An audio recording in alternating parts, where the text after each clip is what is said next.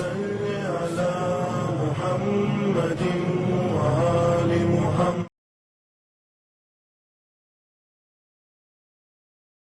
اعوذ باللہ من الشیطان الرجیم. بسم اللہ الرحمن الرحیم.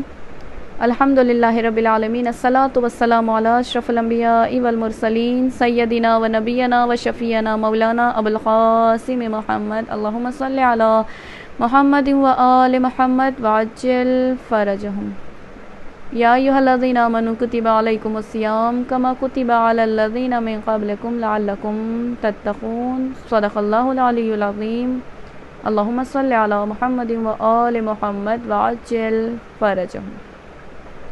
السلام علیکم ورحمۃ اللہ وبرکاتہ. جیسا کہ مسلسل عرض ہو رہا ہے کہ اللہ سبحانہ و تعالیٰ نے اپنے بندوں پر جو ماہ رمضان المبارک کے مہینے میں روزے کو فرض قرار دیا ہے، وہ اس لیے قرار دیا ہے تاکہ انسان متقی بن جائے. لعلکم تتقون، کہ شاید کہ وہ متقی بن جائے.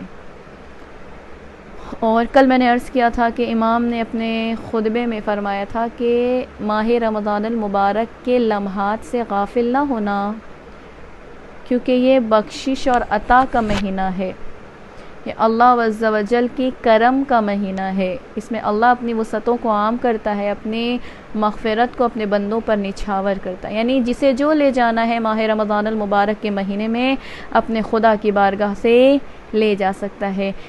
پھر مولا نے فرمایا تھا کہ تم اپنے آپ کو اس طریقے سے آمادہ کرنا ماہ رمضان المبارک کے مہینے کے لیے کہ تمہارے دن نارمل دن کی طرح نہ گزرے. ماہ رمضان المبارک کے روز و شب غفلت اور سستی میں نہ گزر جائے، اور ماہ رمضان المبارک کا یہ پورا مہینہ گزر جائے.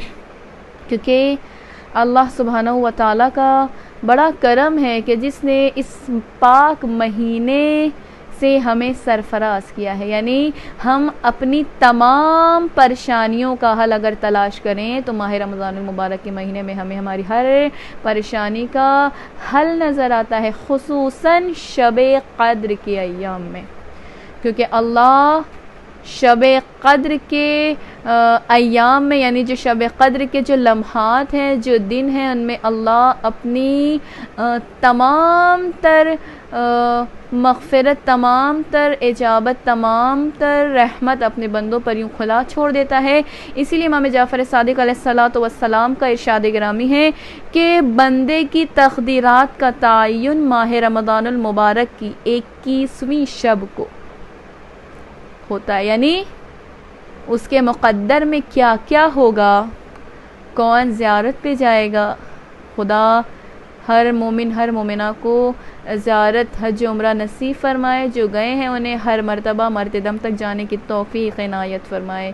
یعنی اپنے تقدیر میں اگر زیارت حج اور عمرہ چاہتے ہیں تو ان لمحات سے بہترین طریقے سے استفادہ کریں. کیا فرما رہے ہیں چھٹے امام کہ تقدیرات کا تعین، یعنی جو ہمارے مقدر میں جو چیزیں لکھی جائیں گی وہ 19ویں ماہ رمضان المبارک کی شب میں، 19ویں شب میں ہماری تقدیرات کا تعین کیا جاتا ہے. کسے اولاد ملنی ہے، کسے دنیا میں آنا ہے، کسے دنیا سے جانا ہے، کسے گھر عنایت ہونا ہے، کس کا بزنس ترقی ہونا ہے، کس کے بزنس میں پروفٹ ہونا ہے، کسے لاس ہونا ہے، کسے دنیا سے رخصت ہونا ہے، کسے دنیا میں آنا ہے.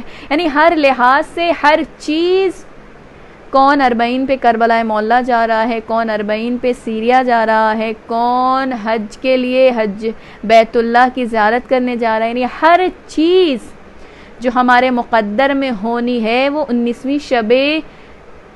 19ویں کو، یعنی 19ویں ماہ رمضان المبارک کی شب میں اللہ ہماری تقدیرات کا تعین کرتا ہے. اور پھر اس کی تائید یعنی نظر ثانی 21ویں شب قدر کو کی جاتی ہے. 21ویں شب کو اس پر نظر ثانی کی جاتی ہے، اسے دہرایا جاتا ہے، اسے ریپیٹ کیا جاتا ہے، اور پھر فائنل اسے کب کیا جاتا ہے؟ 23ویں شب ماہ رمضان المبارک کو کیا ہوتا ہے؟ اس پر تائید ہو جاتی ہے، یعنی اس پر مہر لگ جاتی ہے، اس پہ دستخط کر دی جاتی ہے کہ فائنل اسے یہ ملنا ہے۔ اسی لیے کہا جاتا ہے کہ اگر کسی نے 19ویں شب کو اگر نہیں مانگا ہے تو وہ مانگ لے، کیونکہ 21ویں شب ماہ رمضان المبارک میں سیکنڈ ٹائم تائید کی جاتی ہے اور فائنلی اسے 23 ماہ رمضان المبارک کی شب میں اس پر دستخط کر دی جاتی ہے۔ یعنی یہ لمحات وہ ہیں کہ جس میں انسان اپنے اللہ کو راضی کر کے اپنے رب سے جو کچھ مانگنا ہے اپنے رب سے مانگ سکتا ہے۔ یعنی اولاد مانگنی ہے تو شب قدر میں انشاءاللہ اللہ اولاد دے گا، اگر رزق مانگنا ہے تو اللہ ماہ رمضان المبارک کے اس پاک مہینے میں اسے رزق عطا کرے گا، اگر اللہ سے وسعت رزق کی طلب چاہتے ہیں تو اللہ وسعت رزق عطا کرے گا، اگر پریشانی سے نجات چاہتے ہیں تو اللہ ہماری پریشانی کو ان شب کے صدقے میں دور کرے گا۔ اور شاید یہی وجہ ہے کہ شب قدر کے حوالے سے بی بی فاطمہ الزہرا سلام اللہ علیہا ہمیشہ شب قدر میں، یعنی ان کی فضیلت اتنی زیادہ ہے شب قدر کی فضیلت کہ بی بی کیا فرماتی ہیں کہ ہمیشہ شب قدر میں اپنے بچوں کو میں بیدار رکھا کرتی تھی، یعنی اپنے بچوں کو شب قدر میں بیدار رکھا کریں، کیونکہ معصوم کا فرمان ہے کہ اگر کسی کی کوئی دعا قبول نہ ہو رہی ہو تو تم دعا کرو اور اپنے بچوں سے کہو آمین کہیں۔ جب بچے آمین کہتے ہیں تو اللہ عز و جل تمہاری ہر دعاؤں کو کیا کرتا ہے؟ مستجاب کرتا ہے۔ بی بی فرماتی ہیں کہ شب قدر میں میں اپنے بچوں کو بیدار رکھا کرتی تھی اور ان کو رات میں اس لیے کم کھلایا کرتی تھی تاکہ عمومی طور پر جب بچے زیادہ کھا لیتے ہیں تو پھر رات بھر سویا کرتے ہیں۔ یعنی میں اپنے بچوں کو کیا کرتی تھی؟ فل پیٹ کھانا نہیں دیتی تھی، تھوڑا کھانا کھلایا کرتی تھی، اچھے سے کھانا نہیں کھلایا کرتی تھی کہ میرے بچے خواب غفلت میں نہ پڑ جائیں۔ یعنی میں انہیں کم خوراک دیا کرتی تھی جس کی وجہ سے وہ اپنے رب کے سامنے محو دعا محو عبادت ہو سکیں۔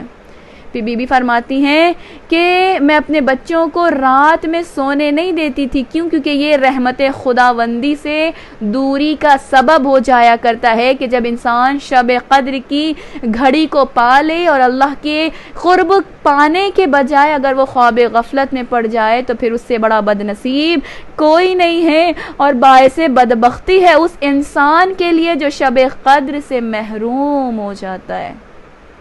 بہت بڑی بات کہی بی بی نے کہ اس کے لیے بہت افسوس کی بات ہے کہ جو ماہ رمضان المبارک کے مہینے میں خصوصاً شب قدر کے دنوں میں یا شب قدر کے لمحات میں وہ اپنے آپ کو خواب غفلت میں رکھے، اور اسی لیے روایتوں میں اور حدیثوں میں وارد ہوا ہے کہ ماہ رمضان المبارک کی جو آخری 10 راتیں ہوا کرتی تھیں، رسول خدا آخری 10 راتوں میں اپنے بستر آرام کو لپیٹ کے رکھ دیا کرتے تھے، یعنی جس پر رسول محو خواب ہوا کرتے تھے اس بستر کو وہ لپیٹ دیا کرتے تھے اور راتوں کو عبادت کیا کرتے تھے۔ خصوصاً جو 23ویں شب قدر کی جو رات ہوتی تھی اس میں وہ اپنے خاندان کو عبادت کرنے اور رات کو جاگنے کی ہدایت کرتے تھے، یعنی رسول اپنے گھر والوں سے اور اپنی بیوی اور اپنے بچوں سے فرماتے تھے کہ آج کی شب اللہ کی عطا کی شب ہے، آج کی شب اللہ کی مغفرت کی شب ہے، آج کی شب اللہ کے درگزر کی شب ہے، آج کی شب توبہ اور انابہ کی شب ہے۔ آج اگر کسی نے پایا تو پھر وہ کسی چیز سے محروم نہیں ہوگا، اور اگر کوئی انسان خدا کی دی ہوئی چیزوں سے محروم ہو گیا تو پھر وہ زندگی کے کسی بھی لمحے میں خدا سے وہ چیز پا نہیں سکتا، کیونکہ یہ اللہ کی مغفرت کی شب ہے، یہ اللہ کی عطا و درگزر کی شب ہے۔ آج کی شب میں جتنا زیادہ ہو سکے اتنا زیادہ عبادت الہی کرنے کی کوشش کی جائے، کیونکہ جب انسان اللہ کی خاطر اپنے آپ کو تیار کر کے رات میں اپنی نیند کو فراموش کر کے اللہ کی قرب کی خاطر اگر وہ عبادت کرے گا تو پھر خدا اسے بے حساب عطا کرے گا، اور اگر انسان کچھ نہیں بھی مانگے گا تب بھی اللہ عز و جل اسے وہ کچھ عطا کرے گا جس کا سوال انسان نے اپنے رب کی بارگاہ میں نہیں کیا ہے، کیونکہ یہ شب قدر بڑی عظیم ہے، اور جب انسان ان راتوں میں رات بھر جاگتا ہے تو پھر خدا فرماتا ہے کہ میرا بندہ اپنے خدا کا قرب پانے کے لیے اپنے بستر استراحت کو چھوڑ کر خواب غفلت سے بیدار ہو کر اپنے خدا کو راضی کرنے کے خاطر مصلی عبادت پہ آیا ہے، آج کی شب اس سے میں ہر وہ چیز عطا کروں گا جس کا وہ مجھ سے سوال کرے گا۔ آخر میں یہی دعا کہ شب قدر کی لمحات کو بہتر طریقے سے استفادہ کریں، ہر لحظے کو اپنے لیے بہت اچھے سے استعمال کریں، کیونکہ یہ عطاؤں بخشش کا لمحہ ہے۔ انسان اپنے آپ کو اگر قریب کر سکتا ہے اپنے خدا کے تو ان لمحات میں کر سکتا ہے۔ آخر میں خدا کی بارگاہ میں یہی دعا کہ خدا ہمیں ان لمحات سے بہتر طریقے سے استفادہ کرنے کی توفیق عنایت فرما۔ وآخر دعوانا الحمد للہ رب العالمین۔ اللہم صلی علی محمد و آل محمد وعجل فرجہم۔